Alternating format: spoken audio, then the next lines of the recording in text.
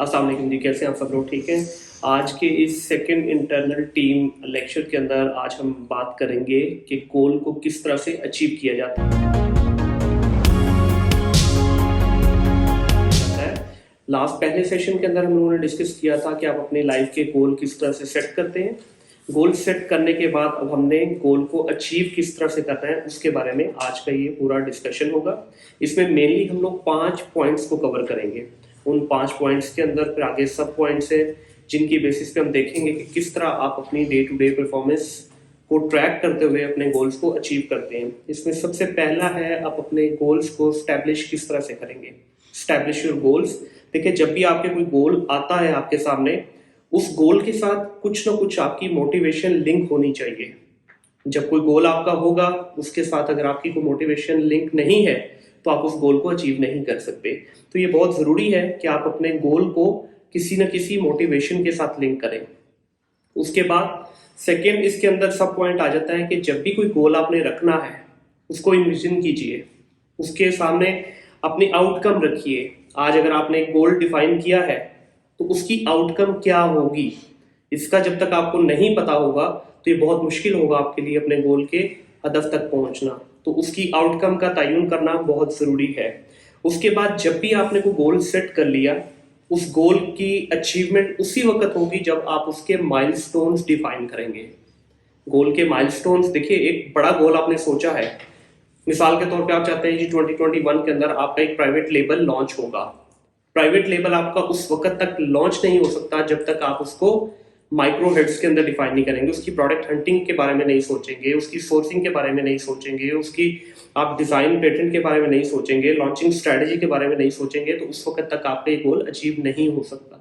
तो इसलिए ज़रूरी है कि आप उसके माइलस्टोन्स बनाइए। माइलस्टोन्स जब बने होंगे तो आपके लिए फोकस करना आसान होगा। उसके बाद सेकेंड आपका आता है, अपने गोल्स को स्ट्रेटेजाइज कीजिए।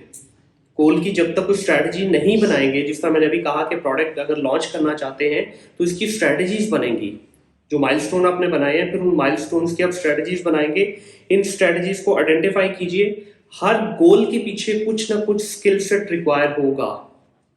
अगर आपने प्रोडक्ट हंटिंग करनी है तो उसके पीछे कुछ स्किल सेट है, कुछ स्किल्स आपके पास होंगे, कुछ आप एजेंसी में सीखेंगे, कुछ चीज़ों में आपकी ग्रिप होगी, कुछ चीज़ें आप टीम के साथ एज ए टीम प्लेयर सीखेंगे। तो ये बहुत ज़रूरी है कि अपने गोल्स को आप जब भी अचीव करना चाहते हैं तो उसके लिए जो स्किल सेट हैं उनका आपको तयन करना ज़रूरी है। अब कुछ चीज़ें ऐसी होंगी जो आपकी डोमेन में होंगी, आप सीख पाएंगे, कुछ ऐसी हैं जो आप नहीं सीख पाएंगे। तो आपको ये साथ साथ पता चलता जाएगा कि किस चीज़ में आपकी स्ट्रेंथ है, किस चीज़ में आपकी वीकनेस है। अगला पॉइंट, इसमें तीसरा पॉइंट आ जाता है प्लानिंग का। देखिए, ज़िंदगी में कोई भी अगर आपने बड़ा काम करना है, उसमें प्लानिंग के बगैर कामयाबी मुमकिन नहीं।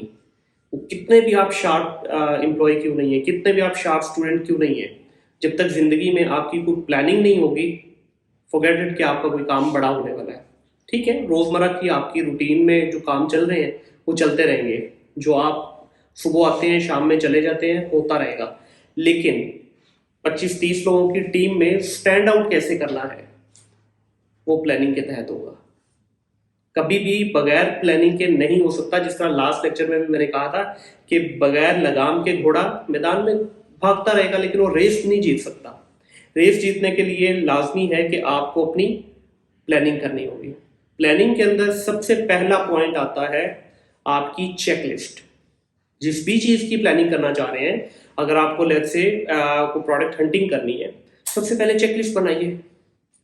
चेकलिस्ट बनाइए कि किस कैटेगरी में आप प्रोडक्ट ढूंढेंगे, क्या टेक्निक्स हैं जिनके ऊपर आप काम करेंगे, किन किन मार्केट प्लेसेस को आप टच करके अपनी प्रोडक्ट ढूंढेंगे। क्या अलीबाबा से ढूंढनी है, क्या अमेजन से आपने प्रोडक्ट ढूंढनी है, ईबे से ढूंढनी है, वॉलमार्ट से ढूंढनी है, क्या है आपके चेक पॉइंट्स। जब तक कि आपके चेक पॉइंट्स नहीं बने होंगे उस वक्त तक आपका ये टास्क को कंप्लीट करना मुमकिन नहीं है। उसके बाद अगला पॉइंट आता है कि अपनी टास्क को अपने डे टू डे शेड्यूल के साथ इंटीग्रेट कीजिए। जब तक आपका डे इंटीग्रेटेड नहीं होगा आपके कैलेंडर के साथ, आपके कभी भी उस वक्त तक प्लानिंग मुकम्मल नहीं हो सकती। वो प्लानिंग सिर्फ पेपर की हद तक तो रहेगी लेकिन उसके रिजल्ट नहीं आ पाएंगे।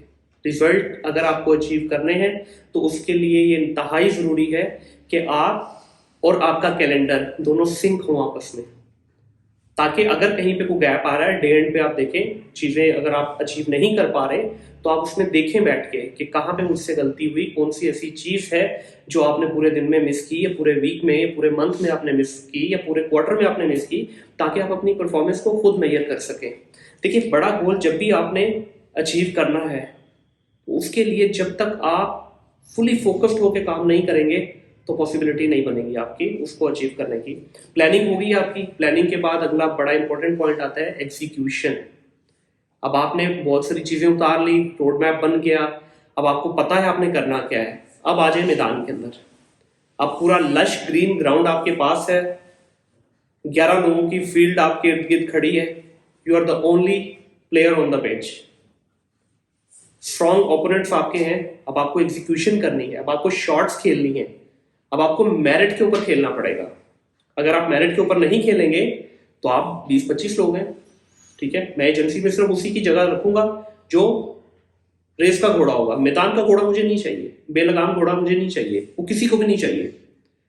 तो हमेशा रेस का घोड़ा जो है वही चलता है आगे, वही जाके आगे कुछ बड़ा काम करता है।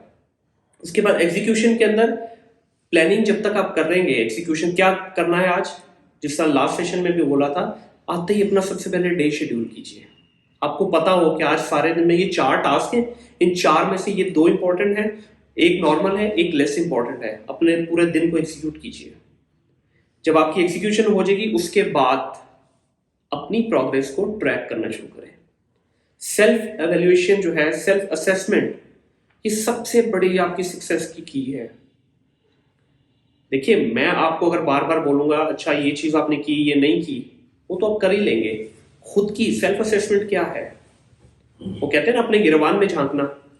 बहुत सारी चीजों में आप खुद अपने आप को बेहतर जानते हैं। अब मैं आपकी परफॉर्मेंस को मेजर करूंगा on the basis of certain parameters, लेकिन आपको पता है कि आपने कहाँ गलती की, कौन सी चीज आपकी इंप्रूव हो सकती है, आपकी वीकनेस क्या है, आपकी स्ट्रेंथ क्या है। एज ए रिसोर्स कुछ चीजें आप शायद हम लोगों के साथ डिस्कस करोगे, कुछ चीजें आप नहीं कर पाओगे। उसमें समटाइम ये भी होता है, इंसान समझता है कि यार मैं शायद अपने कोलीग्स के साथ ये पॉइंट डिस्कस करूं तो मुझे एम्बैरेसमेंट होगी सबके सामने। तो सेल्फ असेसमेंट जो है आपको बहुत सारे ऐसे पॉइंट निकाल के देगी जो आपकी परफॉर्मेंस को इन्हेंस कर पाएगा। उसके बाद रिव्यू कीजिए चीजों को। रिव्यू 5वां पॉइंट है मेन। देखिए, कोई भी काम किया है, अब जिस तरह मैं कहीं पे भी कोई सेशन करता हूँ या कोई वीडियो रिकॉर्ड करता हूँ तो मैं अक्सर अपने सेशन खुद भी देखता हूँ, ठीक है। ये सुनने में शायद थोड़ा वेird लग रहा होगा, लेकिन जब तक मैं अपने खुद के सेशन नहीं देखूंगा मुझे क्या पता चलेगा मेरी क्या गलती है, मैं कहाँ मिस्टेक कर रहा हूँ। उसके बाद अपने रिजल्ट्स को देखिए। कोई भी इंसान जब कोई काम करता है ना, वो चाहे आपकी डे टू डे टास्क हो, कुछ भी हो, सबसे ज्यादा जो मोटिवेशन मिलती है वो आपको रिजल्ट से मिलती है। अब आप में से अगर कोई बच्चा अच्छा परफॉर्म करता है, मैं उसके कंधे पे थपकी दूंगा ना, तो उसके लिए वो थपकी जो है शायद वो फाइनेंशियल जो बेनिफिट्स हैं उनसे ज्यादा इंपॉर्टेंट होगी। तो इसलिए अपने रिजल्ट्स को लाजमी देखिए कि आपने क्या खोया क्या पाया। अगर कहीं पे डी ट्रैक हो रहे हैं, इसमें लास्ट चीज आती है कि अगर आपने कुछ अच्छा किया, उसके अगेंस्ट आपको रिवॉर्ड मिला, तो उसको भी ज़हन में रखिए। अगर आपने पूरा गोल सेट कर लिया, गोल अचीव नहीं हो पाया, आप बैठे हैं, आपने अपने आप की वैल्यूएशन नहीं की, कुछ भी नहीं देख रहे आपने टारगेट रखा, लेट्स से 6 महीने का टारगेट रखा प्रोडक्ट हंटिंग पे, पीछे मुड़ के देख ही नहीं रहे कि यार को टाइम तो गुजरता जा रहा है, 2 महीने गुजर गए, 3 गुजर गए, लेकिन अभी तक तो कुछ हुआ ही नहीं। जब तक आप अपनी खुद की अचीवमेंट्स के रिजल्ट को मेजर नहीं करेंगे, टाइम तो गुजर जाना है, इसने रुकना नहीं है आपके लिए, मेरे लिए। तो इसलिए डेली भी देखा करें, वीकली भी देखा करें, मंथली भी देखा करें। जो अच्छी चीजें हो रही हैं उनको कैरी फॉरवर्ड करें। जो जहां पे आपको लगता है कि प्रॉब्लम्स हैं, उन प्रॉब्लम्स का हल ढूंढें।